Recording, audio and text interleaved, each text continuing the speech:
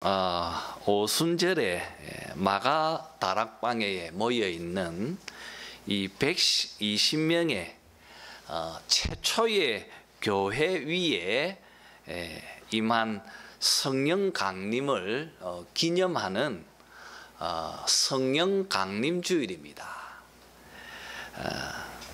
특히 우리는 지난 주일에 고린도전서 12장에 이 신령한 것에 대하여 라는 제목으로 성령과 은사에 대해서 말씀을 함께 나누었습니다. 이제 오늘은 이 오순절 날에 임한 이 성령 강림 사건 중에 특별히 방언에 대해서 4절 말씀을 주절로 삼고 하나님 말씀을 나누려고 합니다. 여러분, 우리가 혹시 이렇게 오순절주의자나 혹은 은사주의자들을 만나서 대화를 할 때가 있습니다. 그러면 그들이 반드시 질문하는 것이 당신은 성령 세례를 받았습니까? 그렇게 질문을 합니다. 또 만약에 이 성령 세례를 받았다면 성령 세례 받을 때 방언도 받았습니까? 그렇게 물을 것입니다. 이렇게 성령 운동주의자, 이 오순절주의자들 그리고 또 은사운동주의자들은 오늘 이 2장 1절에서 4절 말씀을 근거로 해서 반드시 성도들은 자신의 삶 가운데 이 오순절에 성령 체험이 있어야 한다고 그렇게 그들은 또 믿고 있고 또 그것을 주장하고 있습니다. 그래서 이들에게는 이 성령 체험 또 그것에 대한 중요한 정표로서 방언을 그들의 신학의 한 중심에 놓고 다루고 있는 것을 보게 되어집니다.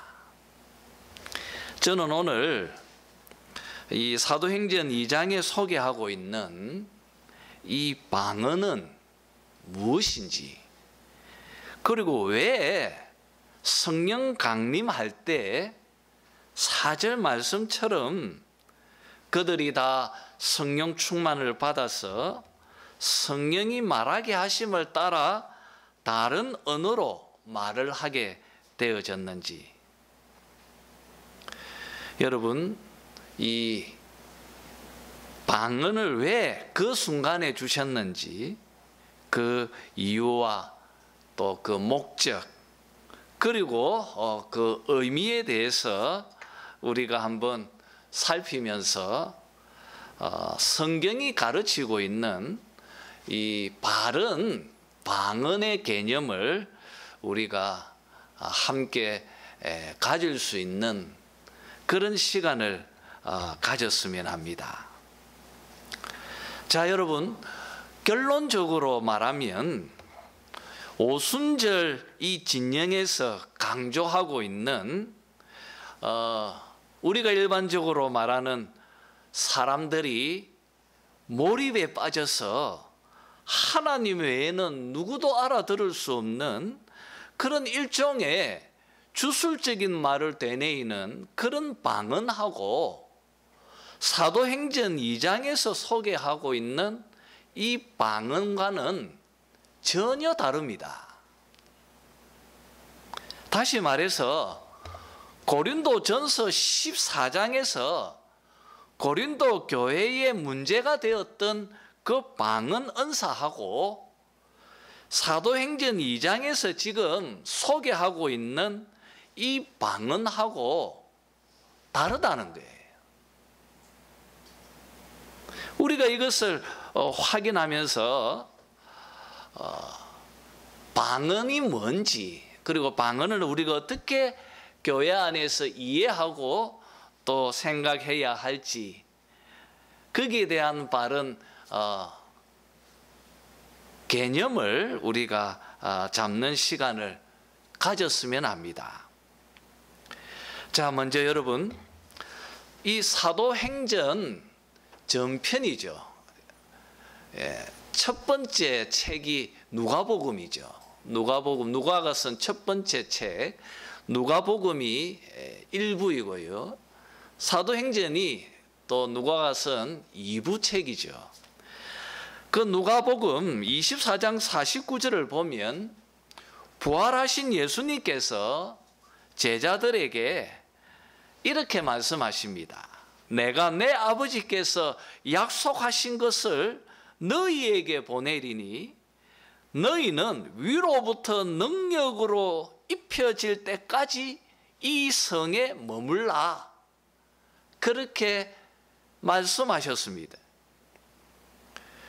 여러분, 내 아버지께서 약속하신 것, 위로부터 능력으로 입혀지는 것, 이 성령이죠. 성령 하나님을 지칭하는 것입니다. 너희들이 성령으로 능력으로 입혀질 때까지 이곳에 머물러라. 그렇게 말씀하셨습니다. 제자들은 예수님의 말씀처럼 예루살렘을 떠나지 않고 오늘 이 2장 1절의 말씀처럼 오순절 날에 그들이 다 같이 한 곳에 지금 모여 있는 것입니다.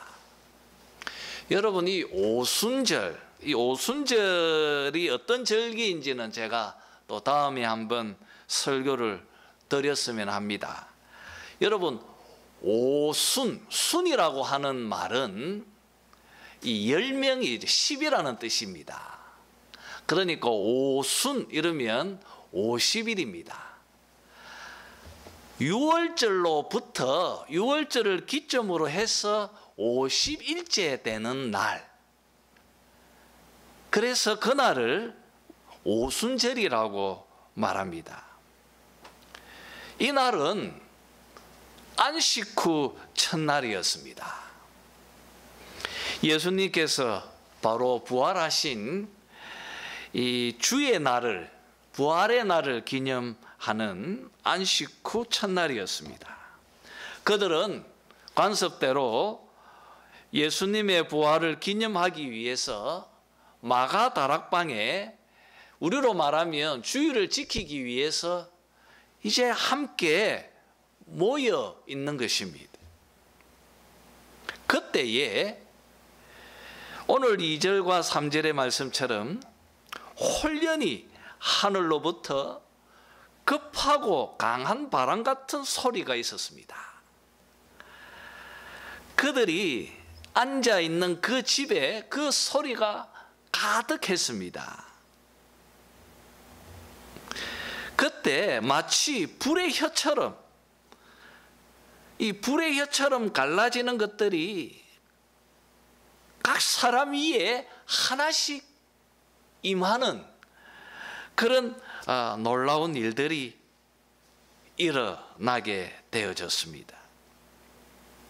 여러분, 예수님의 약속대로 아버지께서 약속하신 바로 그 급하고 강한 바람의 소리, 또 마치 불의 혀처럼 성령께서 120명의 머리 위에 각각 지금 임하고 있는 것입니다.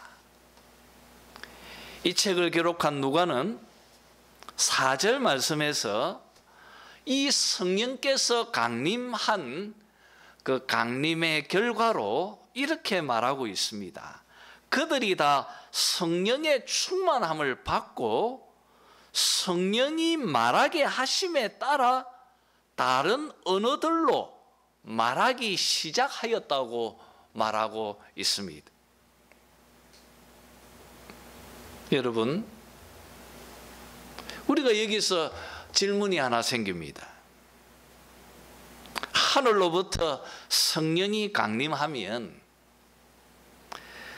그 반응이 우리로 생각하면 뭔가 좀 신령한 노래를 하든지 또 아니면 춤을 추든지 또 구약의 표현처럼 예언을 하든지 또 아니면 설교를 하든지 뭐 이런 것들이 적합할 것 같은데 왜 이 순간에 이 마가다락방에 모여있는 120명의 이 성도들 머리 위에 성령이 임한 결과로 왜 성령께서 다른 언어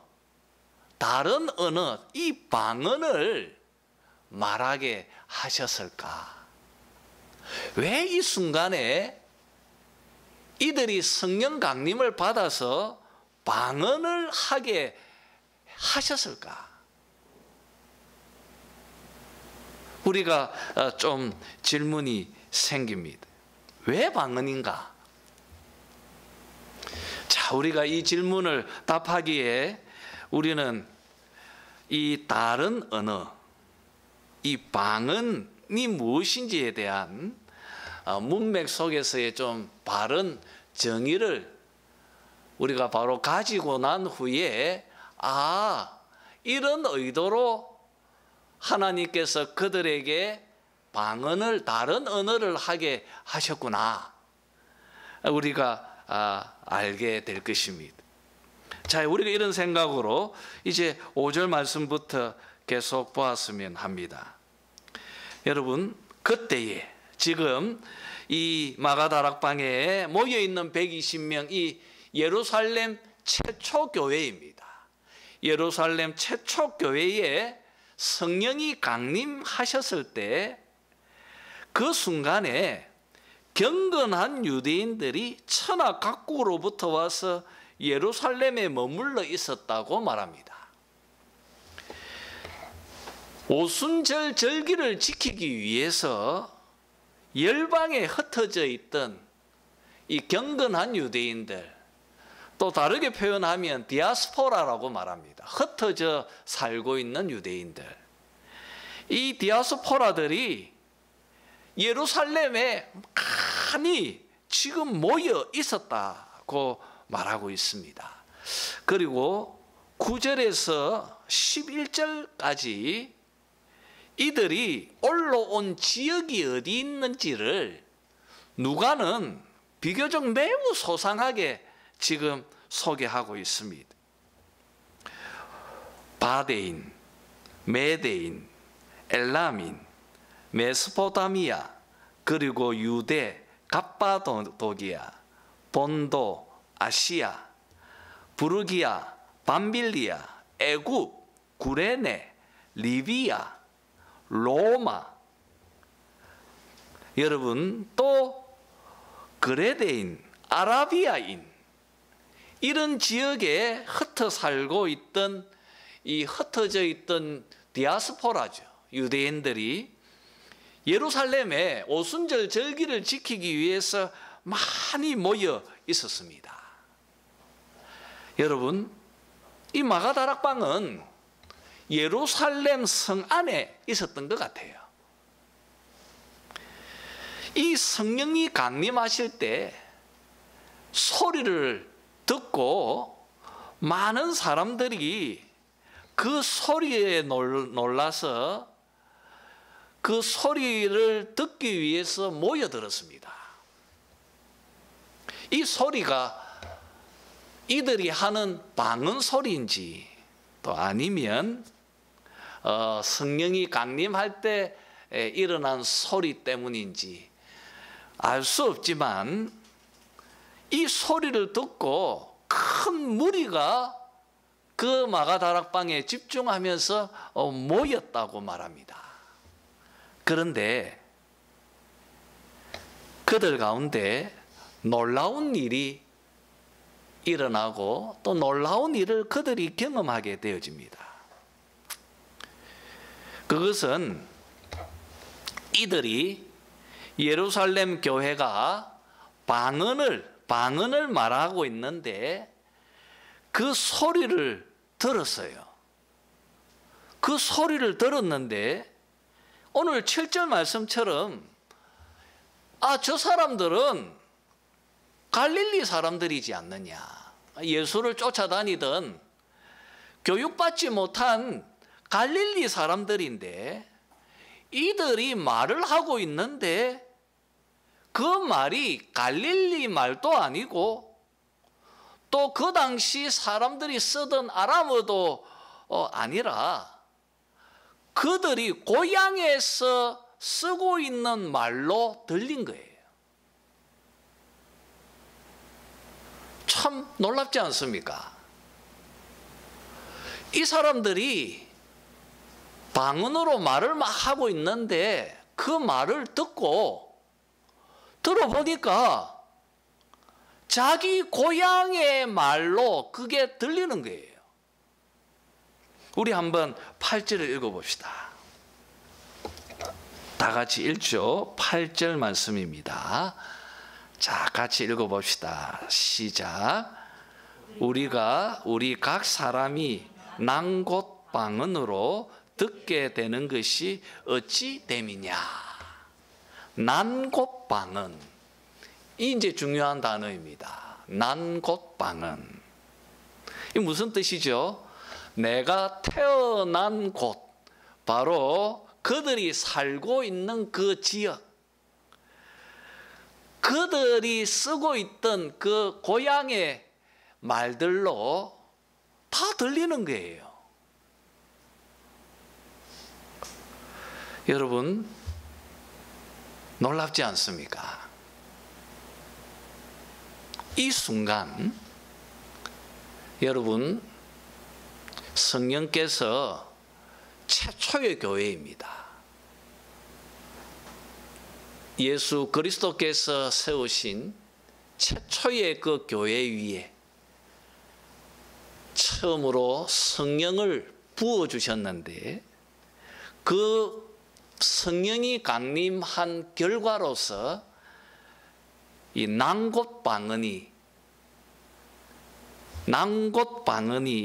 성취되어지고 있는 것입니다. 여러분, 이 순간 언어가 일치되고 있다는 것입니다.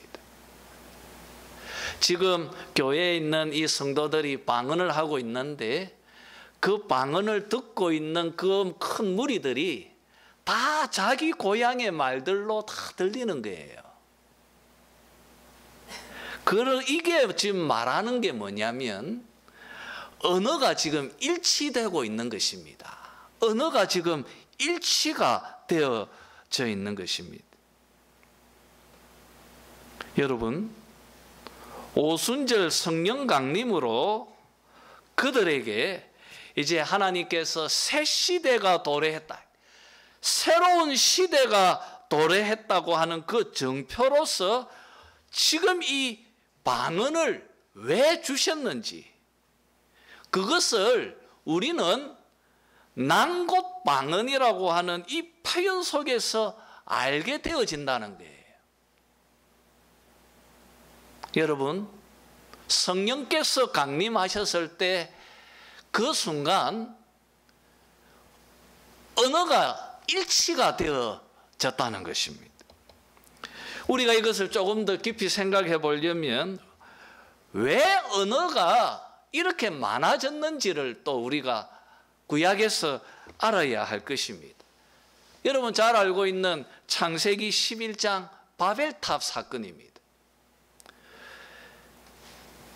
창세기 11장 1절에 보면 온 땅의 언어가 하나요, 말이 하나였다고 말하고 있습니다.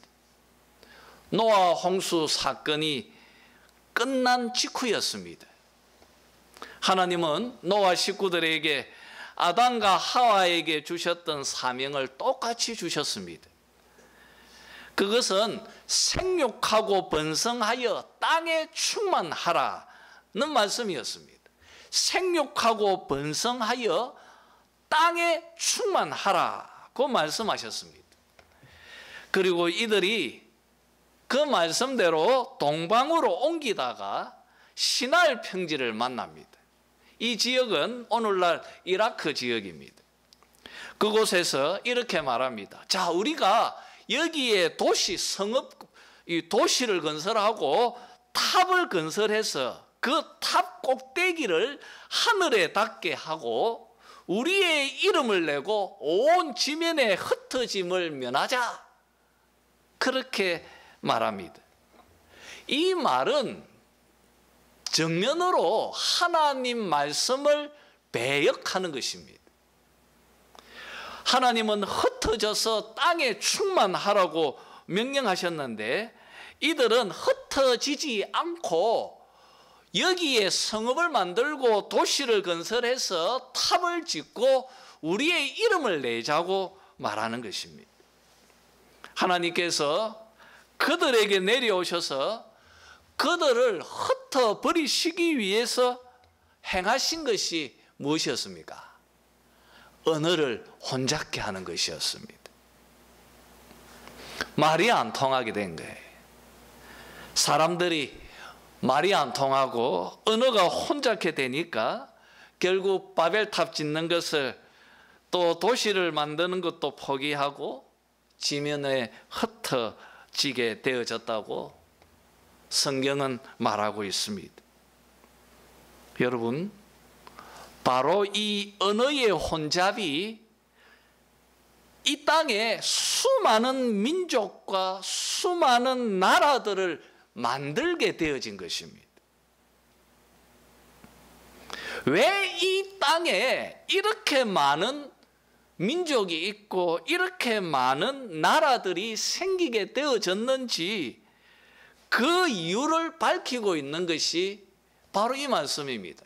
언어의 혼잡 때문입니다. 하나님은 이 열방을 구원하시기 위해서 한 민족을 선택하셨습니다. 그들을 통하여 인류를 구원할 메시아를 보내어 주셨습니다. 그가 바로 우리 주 예수 그리스도이십니다. 예수님은 자기 백성들의 죄를 십자가에서 속량해 주시고 그리고 부활을 통하여 그들에게 생명을 주셨습니다.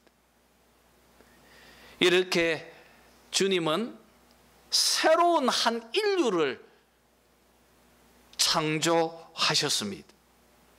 그들이 바로 예수 그리스도의 몸된 교회입니다. 바로 그 교회 위에 오순절날 성령이 임한 것입니다.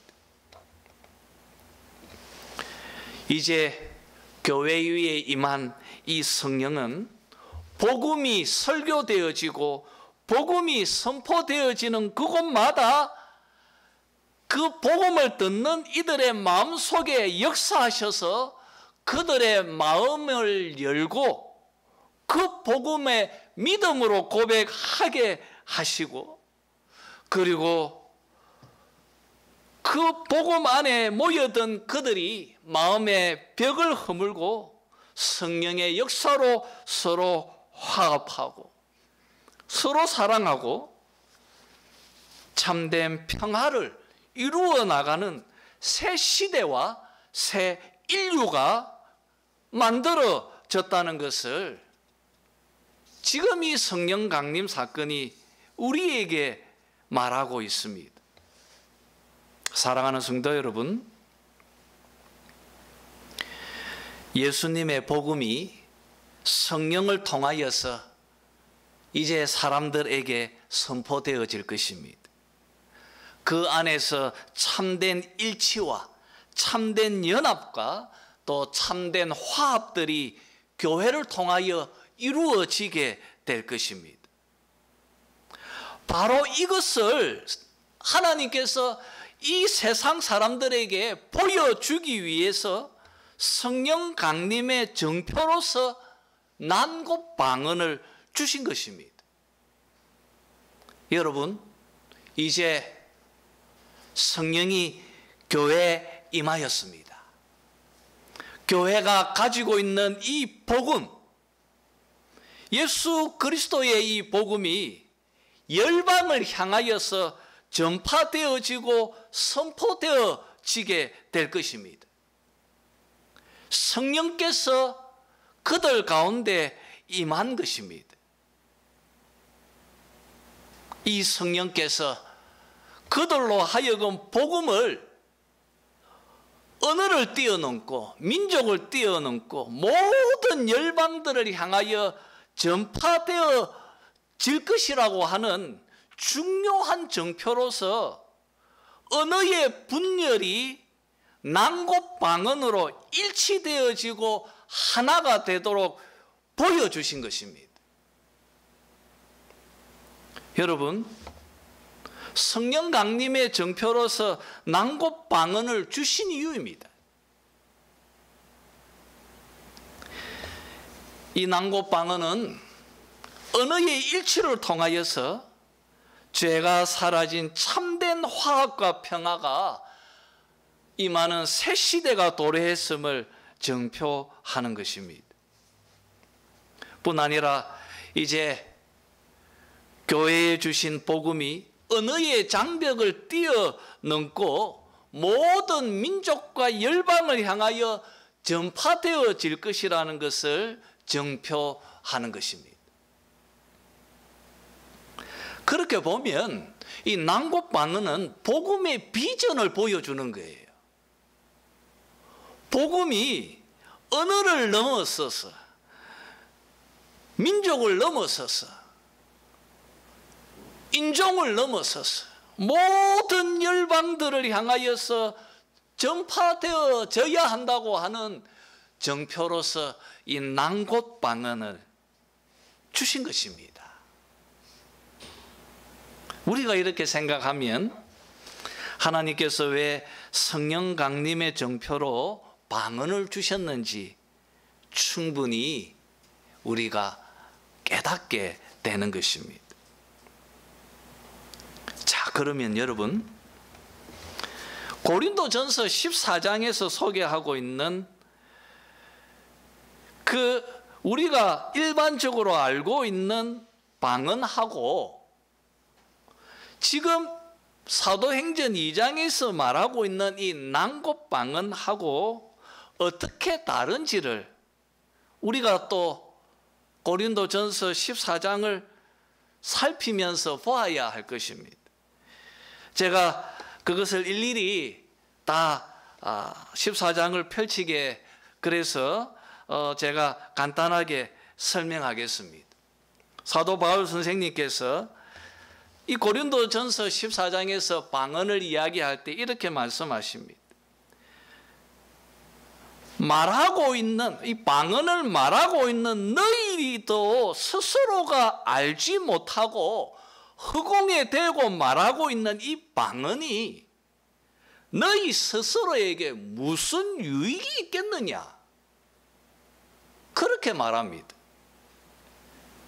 말을 하고 방언을 말하고 있는 스스로도 내가 무슨 말을 하고 있는지 알지 못하고 그냥 허공에 대고 말하고 있는 이 방언이 너희 스스로에게 무슨 유익이 있느냐, 그것이. 반문하십니다. 또 교회 속에서 사람들 앞에 막 내뱉으면서 말을 하고 있는 그 방언이 그 말을 듣고 있는 그 사람들도 알지 못하면 도대체 그 방언이 교회 안에서 무슨 유익이 있느냐? 방언을 말하고 있는 나도 모르고 그 말을 듣고 있는 상대방도 모르는데 그렇게 방언을 하는 것이 교회에 도대체 무슨 유익이 있느냐? 바울이 그렇게 지금 14장에서 말하고 있습니다. 여러분, 지난주에 제가 말씀드렸던 것처럼 우리 주 예수 그리스도께서 성령의 은사들을 주신 목적이 무엇이라고 했죠? 무엇이죠? 교회의 유익을 위해서 주신다고 말하지 않았습니까? 지금 바울이 그 원리를 가지고 방언을 지금 이야기하는 것입니다. 성령의 은사인 이 방언도 교회의 유익이 되어야 하는데 오히려 이 방언이 교회의 다툼의 원인이 된다면 그것은 문제가 되지 않겠느냐? 만약에 방언을 알지 못하는 사람이 교회 안에 온다면 그 말을 알아듣지 못하고 앉아 있으면 그 사람이 너희를 향하여서 미쳤다고 말하지 않겠느냐라고 지금 14장에서 바울이 말하고 있습니다. 좀 강한 표현이죠. 그러니 방언이라는 은사가 교회의 덕을 세울 수 있도록 방언을 통역하는 자가 교회 안에 있도록 기도하라 말하고 있습니다. 너희들이 방언을 할 때 그 방언을 통역하는 사람이 거기에 있어서 모두가 알아듣어서 유익이 되어서 모든 성도들이 다 아멘이라고 할 수 있도록 하라. 고린도전서 14장에서 그렇게 가르치고 있습니다.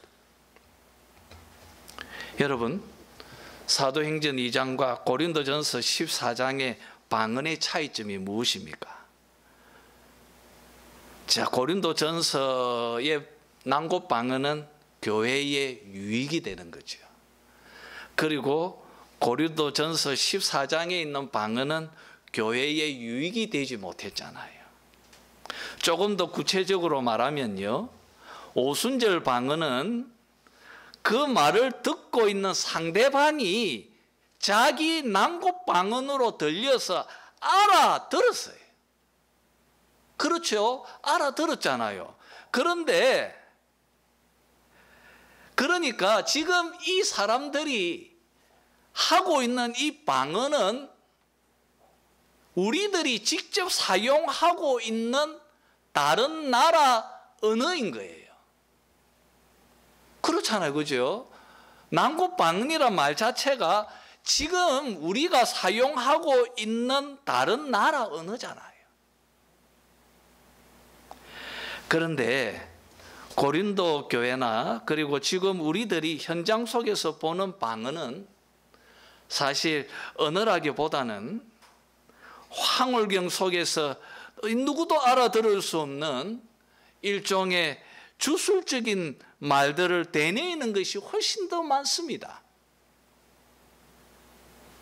이런 면에서 낭곱 방언과 이 일반적인 방언이 확연히 다르다 하는 것을 우리가 알 수 있습니다. 여러분, 이제 말씀을 정리하도록 하겠습니다. 처음에 언급했던 것처럼 오순절주의자들, 성도들은 오순절 성령 강림을 체험해야 하나님께 제대로 헌신할 수 있다고 그들은 가르칩니다. 그리고 또 성령 체험의 정표로 방언을 꼭 받아야 한다고 그렇게 가르칩니다. 그리고 그들은 말에 뒷받침으로 중요한 말씀의 근거로 오늘 우리가 읽은 사도행전 2장의 말씀을 강조합니다. 저는 오늘 이 교회의 새 시대를 여는 성령 강림의 정표로서 주신 이 방언이 어떤 의미를 지니는지, 그리고 또 이 본문이 오순절주의자들의 주장을 뒷받침하는 것이 결코 아니라는 것을 말씀을 드렸습니다. 그리고 사도행전 2장과 고린도전서 14장의 방언이 서로 다르다는 것을 말씀을 드렸습니다. 여러분, 물론 사도 바울은 고린도전서 14장에서 또 12장에서 방언의 은사를 인정하고 있어요. 방언의 은사를 인정하고 있는데 그 은사가 교회에 유익이 되지 않는 점에 있어서 방언에 대해서 14장을 읽어보시면 매우 부정적이에요. 매우 부정적으로 교회에 유익이 되지 못하는 방언은 좀 그런 의미에서 매우 부정적으로 14장에서 방언을 쓰고 있습니다. 우리가 여기서 진지하게 물어야 합니다. 여러분, 정말 방언은 성령으로부터 온 것일까요? 그리고 우리가 알고 있는 모든 은사들이, 이 신령한 은사들이 정말 성령이 우리 안에 계신다는 증표일까요? 여러분, 예언하는 자들은 모두가 다 성령으로부터 온 능력을 입은 것일까요? 지난주에 제가 12장 설교를 하면서 충분히 말씀을 드렸습니다. 우리가 예수를 주라고 고백하는 것, 우리가 예수를 주라고 고백하는 것, 이것만이 성령께서 우리 안에 계시는 증표입니다. 여러분, 방언은 사실 기독교에만 있는 게 아니에요. 우리가 그것을 정확하게 알아야 합니다. 방언은 인간이 황홀경에 들어가면 누구에게나 흘러나오는 말입니다. 다른 종교에도 흔히 볼 수 있는 현상이에요. 사실 우리 모두는 이 신령한 은사를 분별할 수 있는 능력이 우리에게 없습니다. 저 사람이 신령한 은사를 행하고 있는데 그 은사가 성령으로부터 온 것인지 아니면 다른 영으로부터 온 것인지 우리는 분별할 능력이 없어요. 그게 안타까운 우리의 모습입니다. 여러분, 다른 종교에도 이런 신령한 일들을 하고 있어요. 그걸 어떻게 분별해냅니까? 여러분, 그래서 말씀 위에 서 있어야 하는 것입니다. 우리가 그런 것들을 오늘 이런 말씀을 가지고 그것을 살펴내고 그것을 분별해야 합니다. 와, 저기에 놀라운 일이 일어났더라 하고 사람들이 확 모여드는데 우리가 거기에 대해서도 분별해야 하는 것입니다. 그 기준들을 지난주에 말씀을 드리지 않았습니까? 말씀의 기준들을 가지고 분별해야 합니다. 여러분, 우리는 장로교 성도들입니다. 여러분, 그걸 잊지 마세요. 우리는 순복음주의자들도 아니에요. 우리는 또 성결교 교인도 아닙니다. 그 사람들은 오순절주의자들이기 때문에 그들의 그 신학에 맞추어서 그렇게 하는 거예요. 우리는 장로교 성도들입니다. 우리에게는 장로교를 기초하는 신학이 있습니다. 질서가 있습니다. 여러분, 칼빈주의 모토처럼 오직 성경, 오직 예수, 오직 믿음, 오직 은혜. 우리가 그 기준으로 우리는 바른 이 신앙을 가져야 하는 것입니다. 저는 안타까운 게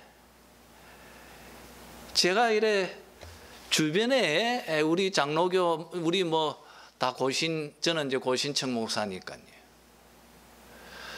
다 달라요. 참 그게 안타까워서 어떻게 같은 신학교에서 같이 공부해 왔는데 왜 이래 현장에서 살아가는 게 왜 이래 다른지. 어떤 목사님은 뭐 이 오순절 여기에 꽂혀가 사시는 분들도 너무 많고요. 물론 저는 또 제가 꽂혀서 사는 데가 또 있겠죠. 그렇게 보면. 근데 저는 안타깝습니다. 왜냐하면 우리는 장로교 성도들이기 때문입니다. 오늘 저는 이 성령 강림 주일입니다. 오늘이 성령 강림 주일을 기념하는 이 날에 제가 이 오순절날 이 사건을 제가 설교하면서 여러분들도 좀 그런 데에 현혹되지 마시고